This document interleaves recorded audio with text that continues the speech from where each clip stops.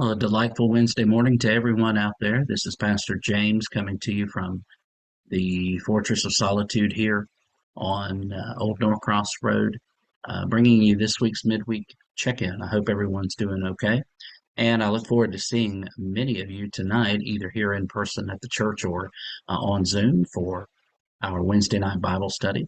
We're going to be looking at a couple of passages dealing with living water from the Gospel of John. I hope you'll have time to be a part of that. Um, Before that, of course, brown bag dinner and fellowship time at 5:15 in the small fellowship hall, and then following our chancel choir, we'll have rehearsal from 7:10 to about 8 o'clock tonight. So look forward to hanging out with you guys this week.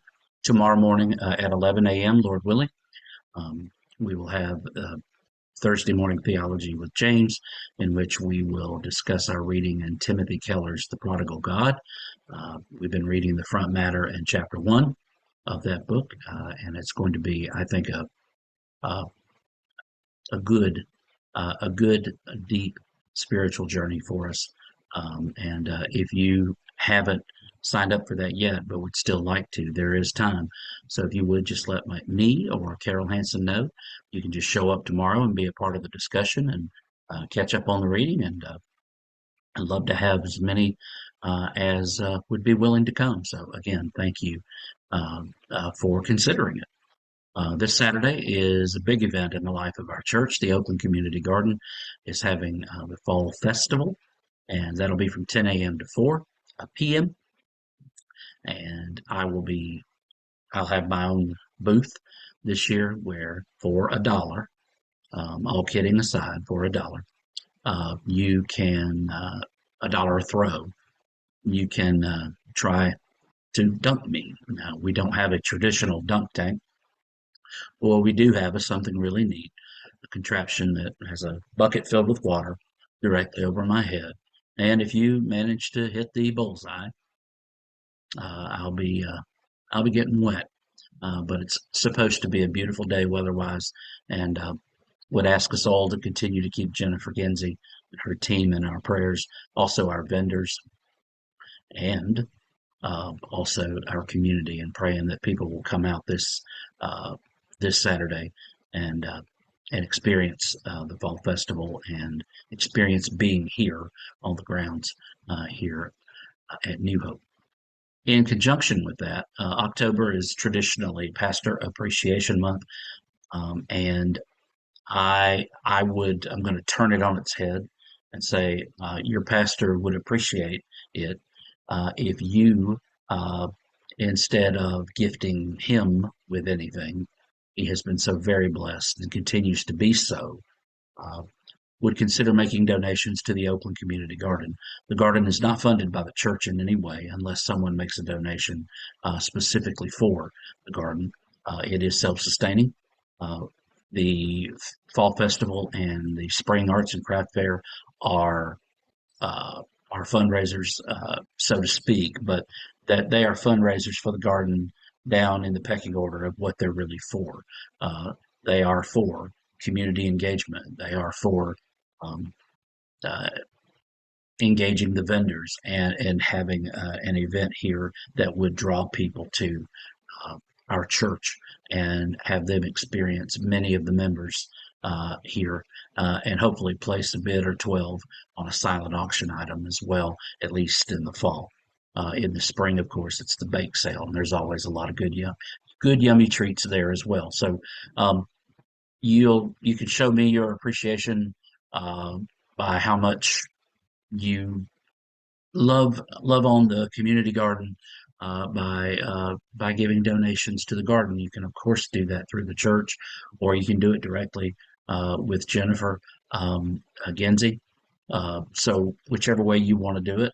But I rarely ever put numbers on things like that. But boy, it would just bless my heart if we were to see from October 1st to October 29th $2,000 raised for the garden. If we don't, we're going to be grateful and thankful for what we get. But I want to challenge you and see if we can uh, help the garden to have a really good month, in addition to the funds that are raised at the Fall Festival and through your generosity during Pastor Appreciation Month. And I will make the first donation on Sunday of $50 to the Open Community Garden. So just pray that you would be prayerful, think about it. And yeah, so that would be great. Okay. This Sunday is the 1st of October. Um, Board members, I just want to go ahead and tell you that not this Sunday, but the following Sunday, October 8th, will be our final, believe it or not, final board meeting for 2023. It'll be at 2:30 following worship, and hopefully we'll all get to get a bite to eat between worship and the meeting. But back to this Sunday, excuse me for jumping forward. The nominating committee will have their final meeting in the Faith's Journey Sunday School classroom. And then that evening at 5 o'clock, we will continue. We have 3 episodes left in The Chosen Season 3. It's amazing that we have just kind of, it just kind of comes and goes. But we will, Lord willing, we will reconvene this week in the large fellowship hall, 5:30, 5 o'clock, excuse me, this Sunday afternoon for episode 6 of 8. So, and we will do that, Lord willing, this Sunday. We will skip the board meeting Sunday, but then Lord willing, we have it scheduled for the 15th and the 22nd of October, which will then take us to the trunk or treat on October 29. But more on that later. I do want to say a note in this midweek check-in about my article for this week. I did not say anything about it in the written article, but I do want you to know that I am aware. Well, let me start over on this. My article mentions one of my favorite preachers, Johnny Hunt. Johnny Hunt, a Southern Baptist minister, served for over 30 years at First Baptist Church of Woodstock, was a formative influence on me theologically, and I think more than his theology, because he and I have parted ways on some things, but that doesn't mean we can't, we can't, as far as essentials go, he and I still are rock solid with each other. But it was his fire and his passion, uh, and watching his walk as well as a teenager.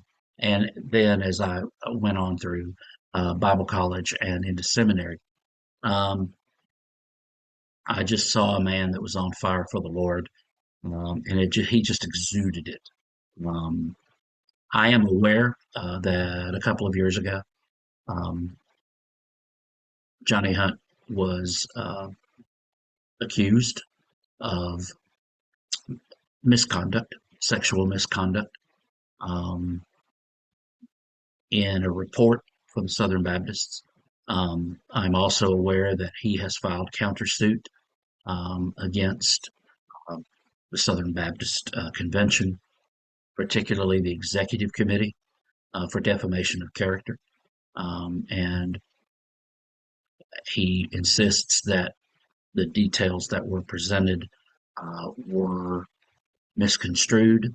He did not deny the events, but the way that they have been construed as to what happened, he and his wife have successfully made it through 16 weeks of counseling and are just as happy today as they have ever been with his family.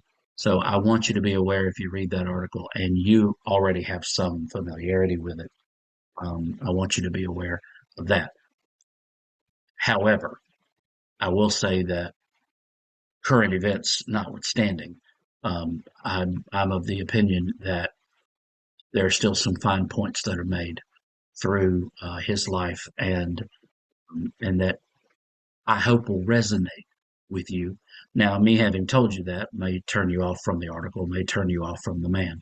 If you have more questions about that, I would be delighted to talk with you about it. But I thought full disclosure uh, is always a good thing. So just wanted you to know that. Lastly, today, I want you to know how much I love you and thank God for each of you. And I look forward to World Communion Sunday coming up. The order of the worship service is going to be different. So whatever wrestling with yourself you need to do between now and Sunday, I invite you to do that. But we always do that for this particular Sunday. And I'm looking forward to the choir. They've got a beautiful anthem that they're going to bring, and just I always look forward to being together with you, and I thank God for each of you, and look forward to seeing you, as I said, in the great times. I hope you'll come to the fall festival, have some fun with us this weekend, and for now, that's it. I love you, and here for you, praying for you, and if you need me, don't hesitate to reach out. God bless and have a great rest of your week.